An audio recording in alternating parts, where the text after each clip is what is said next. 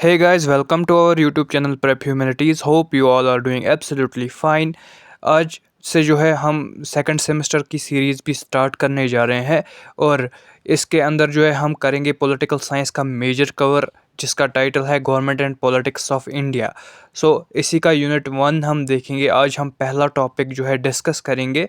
पहले मैं आपको दिखा देता हूँ कि ये है आपका सिलेबस और इसके अंदर जो है पहले यूनिट का पहला टॉपिक जो है वो है constituent assembly formation composition and working of constituent assembly of India. इस सिलेबस की जो है पीडीएफ मैंने जो है दे दी है जो हमारा टेलीग्राम चैनल है उसके अंदर, और उसकी लिंक आपको डिस्क्रिप्शन में मिल जाएगी। और इसके साथ साथ जो है ना, एक सोर्स मैं आपको सजेस्ट करूँगा कि आप एटलीस्ट एक बार जो है उससे गो थ्रू करें, और वो बुक है इंडियन पॉलिटी जो लक्ष्मीकांत की है। चलिए बिना किसी देरी के आज का ये वीडियो लेक्चर जो है उसे हम स्टार्ट करते हैं। जो कॉन्स्टिट्यूएंट असेंबली थी इंडिया की, वो जो है एक हिस्टोरिकल बॉडी थी जो सेटअप की गई थी for the purpose of framing the constitution of India. इस पर्पज़ के लिए जो है ये सेटअप की गई थी और यही इसका प्राइमरी टास्क था। इसने जो है एक इम्पॉर्टेंट और क्रूशियल रोल अदा किया कि वो जो है कैसे ले डाउन करेगा लीगल, पॉलिटिकल और सोशल फाउंडेशन इस नेशन की, जिसे हम इंडिया कहते हैं। ये जो कॉन्स्टिट्यूएंट असेंबली ऑफ इंडिया है, इसकी कंपोजिशन, फॉर्मेशन और वर्किंग को अंडरस्टैंड करने से जो है एक इंसान के अंदर जो है एक फीलिंग ऑफ अप्रिसिएशन आ जाती है कि ना सिर्फ इसके लिए कि मॉडर्न इंडिया का जो है फाउंडेशन जो है, उसके मॉडर्न इंडिया के स्ट्रक्चर का फाउंडेशन भी जो है इसी असेंबली ने रखा, और इसी असेंबली ने के अंदर जो है डिबेट्स हुई, कॉम्प्रोमाइज़ हुए और एक ब्रॉड विजन जो है प्रेजेंट किया गया, जिसने जो है एक डेमोक्रेटिक पॉलिटी जो है क्रिएट करी। अगर हम बात करें formation of constituent assembly of India, कैसे फॉर्म हुई कॉन्स्टिट्यूएंट असेंबली ऑफ इंडिया, इसके अंदर जो है हमें दो पिलर्स का ध्यान रखना है। सबसे पहला कि हिस्टोरिकल कॉन्टेक्स्ट क्या था और नीड क्यों पड़ी इसे बनाने की। दूसरा पिलर जो है फॉर्मेशन ऑफ कॉन्स्टिट्यूएंट असेंबली का, वो है कि ये प्रोसेस कैसे हुआ, और इस फुल प्रोसेस को जो है हमें डिस्कस करना है। सबसे पहले हम देखेंगे historical context and need of formation of constituent assembly of India, और इसके अंदर जो है पहला पॉइंट दिया गया है कि लेगेसी ऑफ कॉलोनियल रूल। अगर हम देखें कि जो ब्रिटिश का जो कॉलोनियल रूल रहा इंडिया के ऊपर, वो अप्रॉक्सीमेटली या नियरली हम कह सकते हैं 2 सेंचुरीज तक रहा।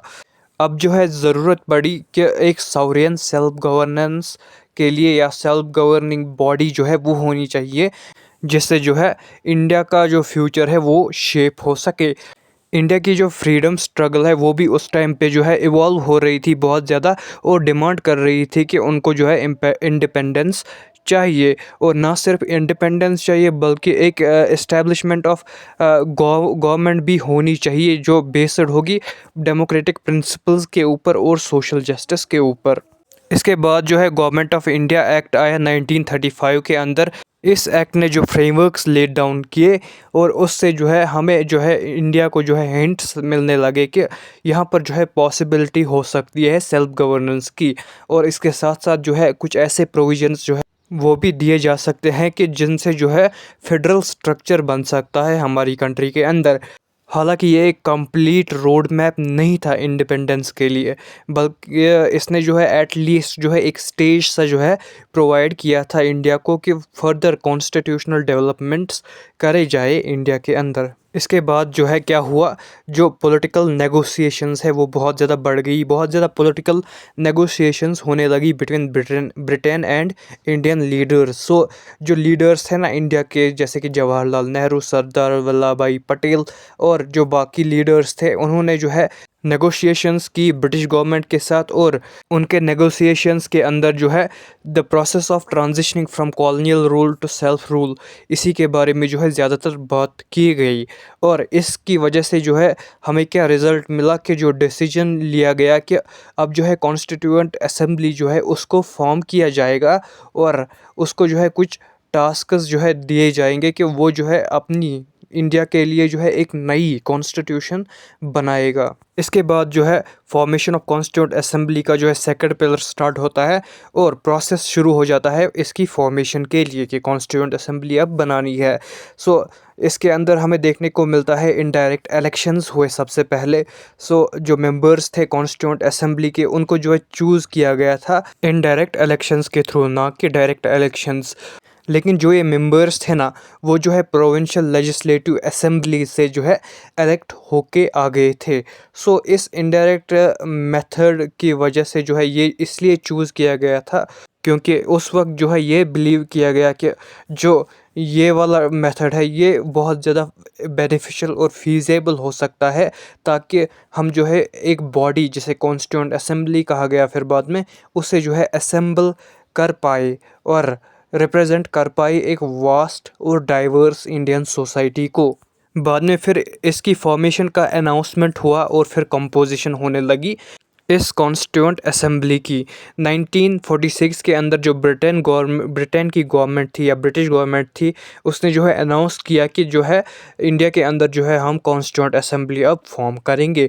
और इसे इस तरह जो है डिज़ाइन किया जाएगा कि जो रिप्रेजेंटेटिव्स होंगे वेरियस रीजन्स के अंदर, कम्युनिटीज़ के जो है वेरियस कम्युनिटीज़ के रिप्रेजेंटेटिव्स या पॉलिटिकल आइडियोलॉजीज़ के रिप्रेजेंटेटिव, उन सब को जो है इसके अंदर जो है लाया जाएगा, इंक्लूड किया जाएगा। और ये जो है इंश्योर करेगा एक ब्रॉड बेस्ड और इंक्लूसिव अप्रोच जो है रहना चाहिए, ताकि जो कॉन्स्टिट्यूंट असेंबली जो है वो एक अच्छी कॉन्स्टिट्यूंट असेंबली फ्रेम हो सके। सो अगर हम की फ़ीचर्स की बात करें कॉन्स्टिट्यूंट असेंबली की फॉर्मेशन के टाइम पे, वो कुछ इस तरह थी कि जो असेंबली थी ना वो उसके अंदर जो है ओरिजिनली जो है 389 मेंबर्स होंगे। फिर बाद में जब पार्टीशन हुआ तो उसके बाद फिर 299 ही सीट्स रह गई कॉन्स्टिट्यूंट असेंबली ऑफ इंडिया की। सो ये जो है रिप्रेजेंट करते हैं डिफरेंट प्रोविंसेस, प्रिंसली स्टेट्स आते हैं इनके अंदर और स्पेशल इंटरेस्ट के जो है ग्रुप्स आते हैं इसके अंदर। इन की फीचर्स से हम ये कह सकते हैं कि ये जो मल्टीफेसिटी है, यानी कि डिफरेंट ग्रुप्स या डिफरेंट प्रिंसली स्टेट्स वगैरह जो है सब एक साथ जुड़ गए, और इससे जो है रिफ्लेक्ट होती है कि इंडियन सोसाइटी के अंदर कितनी हेटेरोजेनिटी है। चलिए अब बात करते हैं कॉन्स्टिट्यूंट असेंबली ऑफ इंडिया के कंपोजिशन की। सो जो कंपोजिशन है इंडियन कॉन्स्टिट्यूंट असेंबली का वो ऐसे डिज़ाइन किया गया था ताकि जो है सारे तबकों को जो है रिप्रेजेंटेशन मिले और डाइवर्स पॉपुलेशन ऑफ इंडिया जो है उनको उन सब को जो है रिप्रेजेंटेशन मिल सके। सो दोनों in terms of region and in terms of communities जो है रिप्रेजेंटेशन दी गई थी। कॉन्स्टिट्यूंट असेंबली ऑफ इंडिया जो है वो इस्टेब्लिश की गई थी under the cabinet mission plan जो आया था 1946 के अंदर। पार्टीशन से पहले इसके अंदर जो है 389 मेंबर्स थे, जिनमें से जो है 296 जो है ब्रिटेन इंडियन प्रोविंस के थे और 93 जो है प्रिंसली स्टेट्स के मेंबर्स थे। और जब पार्टीशन हुआ उसके बाद जो है इंडियन जो है कॉन्स्टिट्यूंट असेंबली वो जो है बट गई दो हिस्सों में, एक बन गई पाकिस्तान की कॉन्स्टिट्यूंट असेंबली और दूसरी बन गई इंडिया की। जो इंडिया की जो है ना उसके अंदर जो है 299 मेंबर्स रह गए और इन मेंबर्स को जो है इनडायरेक्टली जो है इलेक्ट किया गया था प्रोविंशियल लेजिस्लेटिव असेंबलीज़ के द्वारा, और इनको जो है इलेक्ट किया गया था लिमिटेड टाइम के लिए। और जो वोटर्स थे जिन्होंने इनको चूज़ किया था उनके अंदर आते हैं लैंड ओनर्स, टैक्स पेयर्स और कुछ एजुकेटेड इंडिविजुअल्स जिन्होंने वोटिंग की और इन मेंबर्स को जो है इलेक्ट किया, और यही लोग जो है वोट कर सकते थे उस टाइम के अंदर, इसलिए इसको इनडायरेक्ट इलेक्शन कहा जाता है। और जो सीट्स वगैरह जो है एलोकेट की गई थी बेस्ड ऑन द पॉपुलेशन का जो है प्रोपोर्शन होता है, यानी कि किस स्टेट या प्रोविंस के अंदर कितनी पॉपुलेशन है उसी हिसाब से जो है सीटें बांटी गई थी। सो प्रोपोर्शनल रिप्रेजेंटेशन हमें देखने को मिली इस कॉन्स्टिट्यूंट असेंबली के अंदर, जहाँ पर डिफरेंट जो है सेक्शंस ऑफ सोसाइटी को जो है रिप्रेजेंट किया गया, चाहे वो हिंदूज़ हो, मुस्लिम्स हो या सिख्स हो, और ये रिफ्लेक्ट करता है इंडिया की सोशल डाइवर्सिटी को भी। अगर हम देखें जो ये असेंबली थी इसके अंदर जो है मिक्स ऑफ पॉलिटिकल लीडर्स थे, मिक्स ऑफ लीगल एक्सपर्ट्स भी थे इसके अंदर, वो ऊपर से जो है स्कॉलर्स, चाहे वो सोशल रिफॉर्मर्स हो, वो भी थे इसके अंदर, ताकि जो है एक बैलेंस जो है क्रिएट हो सके, बैलेंस ऑफ आइडियोलॉजीज़ जो है वो क्रिएट हो सके इंडियन कॉन्स्टिट्यूशन के अंदर। और जो इंडियन नेशनल कांग्रेस है वो जो है डोमिनेट कर रही थी इस असेंबली को, ओवर 80% ऑफ रिप्रेजेंटेशन, यानी कि इंडियन नेशनल कांग्रेस की जो है 80% जो है रिप्रेजेंटेशन थी इस वाली कॉन्स्टिट्यूंट असेंबली के अंदर। और जो बाकी बची हुई परसेंटेज थी उसके अंदर जो रिप्रेजेंटेटिव्स आते हैं वो जो है जो इंडिपेंडेंट मेंबर्स जो है वो इलेक्ट होके आए थे, और जो representatives of schedule caste, schedule tribes वो भी थे। जो शेड्यूल कास्ट, शेड्यूल ट्राइब्स को जो है रिप्रेजेंट करते थे वो थे डॉक्टर बी आर अम्बेडकर, और डॉक्टर बी आर अम्बेडकर जो है ड्राफ्टिंग कमेटी के भी जो है हेड रहे हैं, और इन्होंने बहुत ज़्यादा रिप्रेजेंटेशन दी है शेड्यूल कास्ट, शेड्यूल ट्राइब्स, खास करके जो दलित समाज है उनको। अगर हम देखें जो नोटेबल मेंबर्स हमें देखने को मिले इस कॉन्स्टिट्यूंट असेंबली के अंदर, वो थे जवाहरलाल नेहरू, सरदार वल्लभ भाई पटेल, मौलाना आज़ाद, राजेंद्र प्रसाद और डॉक्टर बी आर अम्बेडकर। इस डाइवर्स कंपोजिशन ने जो है अलो किया कि इंक्लूसिव डिबेट्स हो और जो कॉन्सेंसस बिल्डिंग हो इस कॉन्स्टिट्यूंट असेंबली के अंदर, ताकि इंश्योर किया जा सके कॉन्स्टिट्यूशन जो है वो एड्रेस करता है हर एक इंटरेस्ट ग्रुप को या फिर हर एक सेक्शन ऑफ सोसाइटी को। और जो कॉन्स्टिट्यूंट असेंबली है वो जो है प्लूरलिस्टिक कैरेक्टर के अंदर थी, यानी कि इसका नेचर जो था प्लूरलिस्टिक था, और जिसने जो है फाउंडेशन रखा इंडिया की डेमोक्रेटिक और सेक्युलर पॉलिटी के लिए। जो कंपोजिशन है ना उसके अंदर जो है लोग कंफ्यूज हो जाते हैं कभी कभार, जो है लोग जो है कंपोजिशन ऑफ इंडियन कॉन्स्टिट्यूशन लिख देते हैं, प्रियम्बल वगैरह, वो नहीं लिखना है, आंसर के अंदर लिखना है वही जो मैंने आपको बताया, यही लिखना है। सो अगर हम देखें working of constituent assembly of India, अगर हम देखें इसके बारे में अगर हम डिस्कस करें तो हमें जो है एक वर्किंग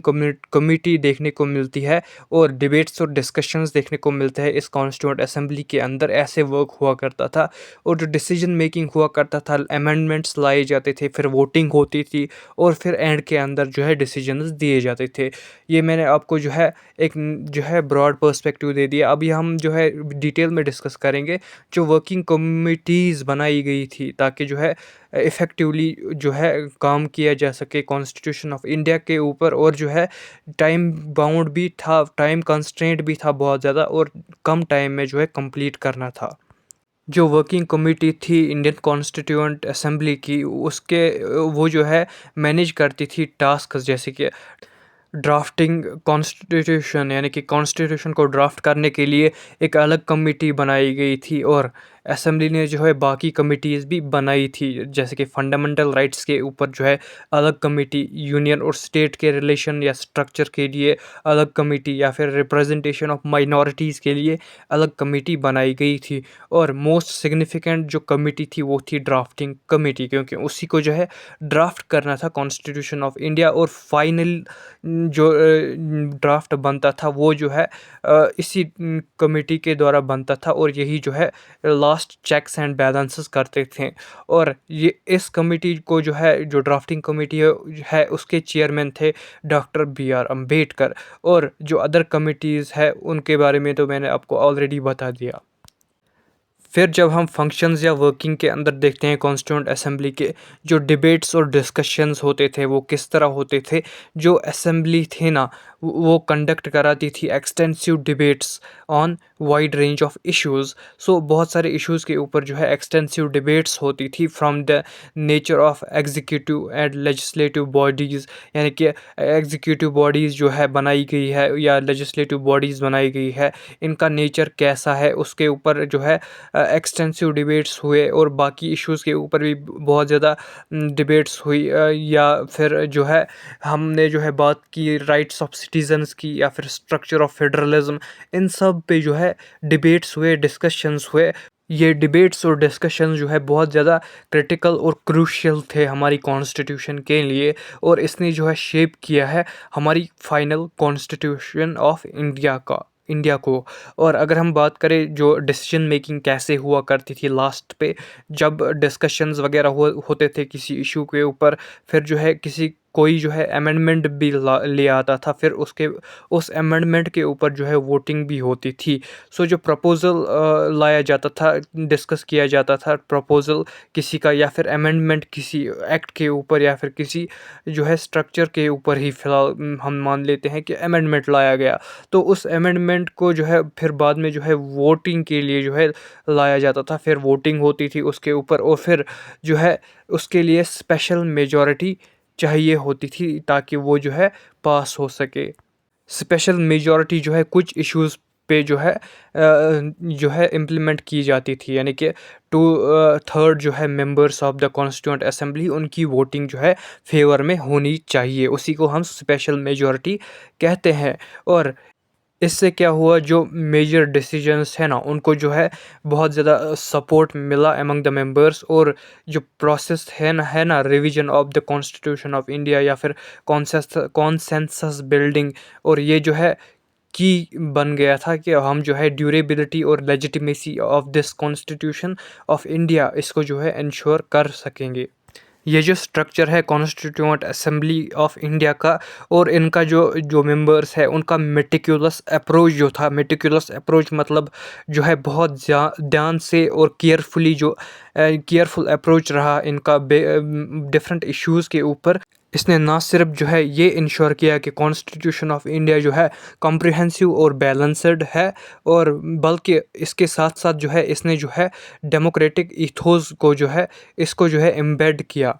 डेमोक्रेटिक प्रिंसिपल्स जो है उनको भी जो है अपहेल्ड किया। और अगर हम देखें इसी प्रोसेस में जो है ये सब हुआ, जो इसकी क्रिएशन थी और जो working of the constituent assembly थी, उसने जो है ये एक टेस्टमेंट की तरह जो है रहा इंडिया की कमिटमेंट के लिए। ये एक एग्ज़ाम्पल रही, जो अमेजिंग एग्ज़ाम्पल रही या टेस्टमेंट रही इंडिया की कमिटमेंट का, और जो पार्टिसिपेटरी या फिर डेलिब्रेटिव डेमोक्रेसी होती है, उसका जो है एक टेस्टमेंट और एक बेहतरीन एग्ज़ाम्पल के तौर पर उभर कर आई। So this was all about today's session. उम्मीद है आपको हमारा सेशन जो है पसंद आया होगा। अगर पसंद आया हो तो लाइक, शेयर एंड सब्सक्राइब करना ना भूलिएगा। Thank you so much for watching this video till the end best of luck for your exams.